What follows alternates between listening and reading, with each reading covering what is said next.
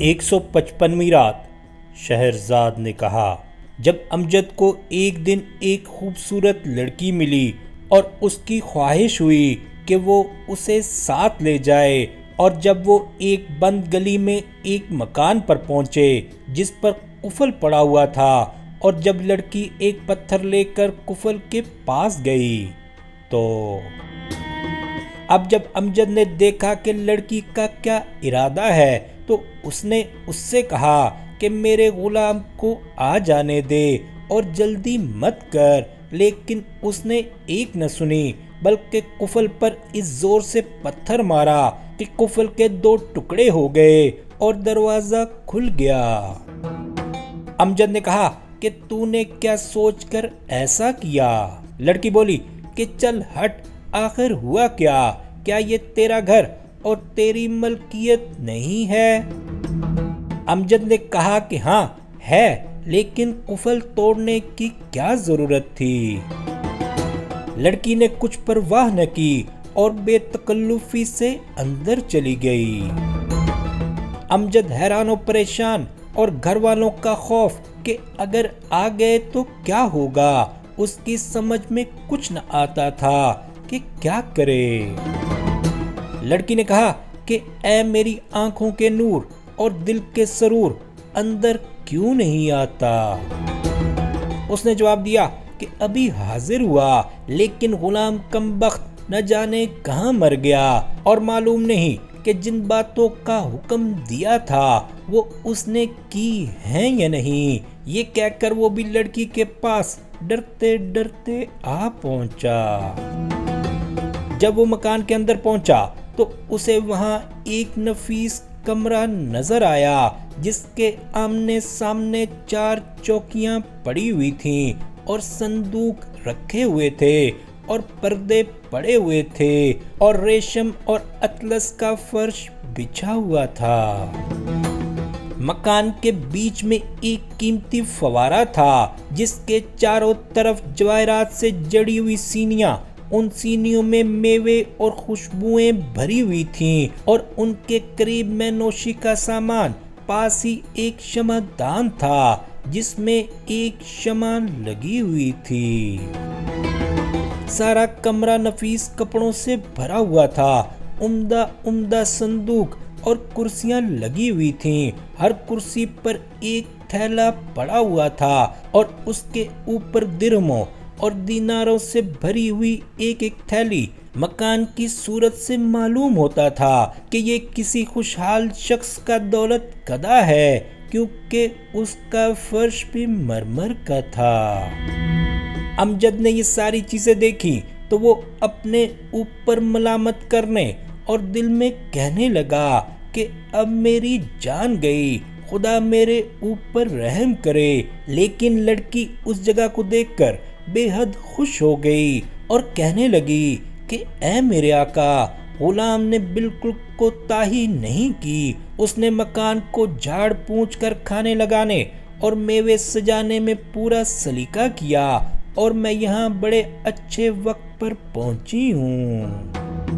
امجد نے اس کی طرف بالکل توجہ نہ کی کیونکہ اسے مکان والوں کا ڈر لگا ہوا تھا۔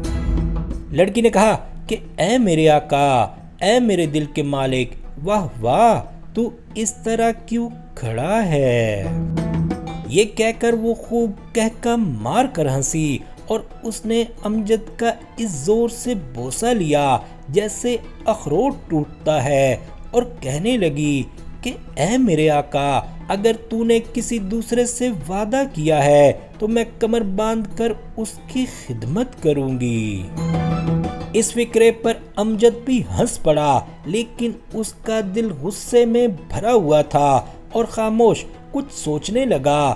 اس کا سانس پھولا ہوا تھا اور وہ اپنے دل میں کہہ رہا تھا کہ اگر مکان کا مالک آ گیا تو میری جان کی خیر نہیں۔ لڑکی اس کے پاس آ کر بیٹھ گئی اور اس کے ساتھ ہنسی مذاق کرنے لگی۔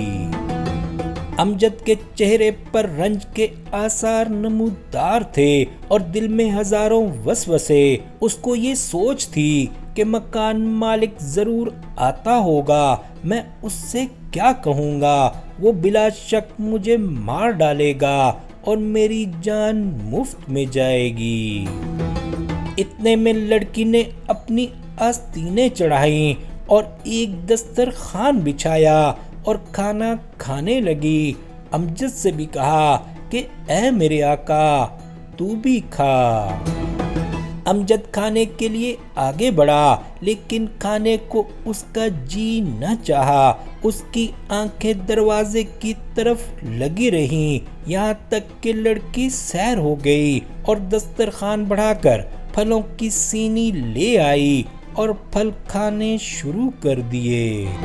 اس کے بعد وہ شراب لائی اور سراہی کھول کر ایک جام بھرا اور امجد کو دیا۔ اس نے جام لے تو لیا، لیکن اپنے دل میں کہہ رہا تھا کہ کہیں مکان کا مالک آ نہ جائے اور مجھے دیکھ نہ لے۔ ہاتھ میں جام تھا اور آنکھیں آہٹ پر لگی ہوئی تھیں۔ اسی حالت میں مکان کا مالک آ پہنچا۔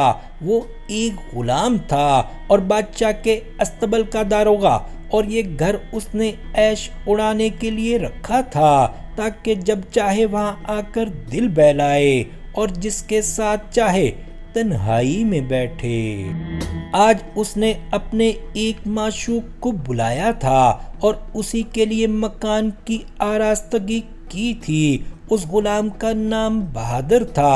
اس کی سخاوت مشہور تھی، لوگوں کے ساتھ بے حد فیاضی اور نیکی کے ساتھ پیش آتا، غریبوں کو خیرات دیتا اور احسان کرتا۔ گھر کا مالک استبل کا داروغہ بہادر جب وہ دروازے کے پاس پہنچا اور دیکھا کہ وہ کھلا ہوا ہے تو وہ آہستہ آہستہ آگے بڑھا۔ اندر جھانکا تو کیا دیکھتا ہے کہ امجد اور لڑکی دونوں بیٹھے ہوئے ہیں۔ ان کے آگے میووں کی سینی اور سراہی رکھی ہوئی ہے۔ امجد نے ابھی پیالہ منہ کو لگایا ہی تھا اور اس کی آنکھیں دروازے کی طرف لگی ہوئی تھیں کہ اس کی نظر داروغہ بہادر پر پڑی۔ آنکھیں چار ہوتے ہی امجد کا رنگ اڑ گیا اور اس کے ہاتھ پاؤں کانپنے لگے۔ ادھر بہادر بھی حیرت زدہ، کچھ غصہ اور کچھ رحم۔ اس نے اپنے آپ کو ضبط کر کے ہونٹوں پر انگلی رکھی اور اشارے سے کہا کہ چپ رہ اور میرے پاس آ۔ امجد نے پیالہ اپنے ہاتھ سے رکھ دیا اور اس کی طرف چل کھڑا ہوا۔ لڑکی نے پوچھا کہ کہاں جا رہے ہو؟ اس نے اشارے سے کہا کہ پیشاب کرنے، اور دروازے کی طرف ننگے پاؤں ہی روانہ ہو گیا۔ جب اس نے بہادر کو دیکھا تو اسے یقین ہو گیا کہ یہی گھر کا مالک ہے، اور جلدی سے اس کے پاس پہنچ کر اس نے بہادر کے ہاتھ چومے اور کہنے لگا کہ اے میرے آقا، خدا کے لیے قبل اس کے کہ تو مجھے سزا دے، میری بات سن لے۔ یہ کہہ کر اس نے اپنا سارا ماجرا شروع سے لے کر آخر تک بیان کر دیا کہ اس نے اپنا ملک و وطن کیوں کر چھوڑا، نیز یہ کہ وہ اپنی مرضی سے مکان میں داخل نہیں ہوا بلکہ لڑکی نے قفل توڑ کر دروازہ کھول دیا اور یہ ساری کارروائی کی۔ امجد کی باتیں اور اس کی تمام رودات سننے کے بعد بہادر سمجھ گیا کہ وہ ایک شہزادہ ہے اور اسے اس پر ترس آیا، اور رحم کھا کر اس نے اس سے کہا کہ اے امجد، میری بات سن، میں تجھے امن و امان میں رکھوں گا۔ ہاں، اگر تو نے میری بات نہ مانی تو پھر مجھ سے برا کوئی نہ ہوگا۔ امجد نے کہا کہ جو تیرا جی چاہے حکم دے، میں اس کی تعمیل کروں گا، کیونکہ میں تیرا گناہ گار ہوں۔ بہادر بولا کہ اچھا، جا اسی کمرے میں بیٹھ جہاں تو بیٹھا تھا اور بے فکر رہ۔ جب میں تیرے پاس پہنچوں تو مجھے برا بھلا کہیو اور ڈانٹیو، اور کہیو کہ اب تک تو کہاں غائب رہا، اور میرا کوئی عذر نہ سنیو بلکہ اٹھ کر مجھے ماریو۔ اگر تو نے ذرا بھی لحاظ کیا تو میں تجھے مارے بغیر نہ چھوڑوں گا۔ اب اندر جا اور مزے اڑا، بلکہ تجھے اور جس چیز کی خواہش ہوگی وہ میں تیرے لیے فوراً حاضر کر دوں گا۔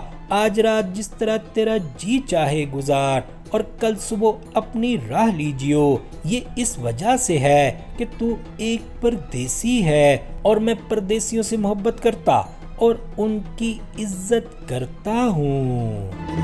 اب شہرزاد کو سبوتی دکھائی دی اور اس نے یہ کہانی بند کر دی۔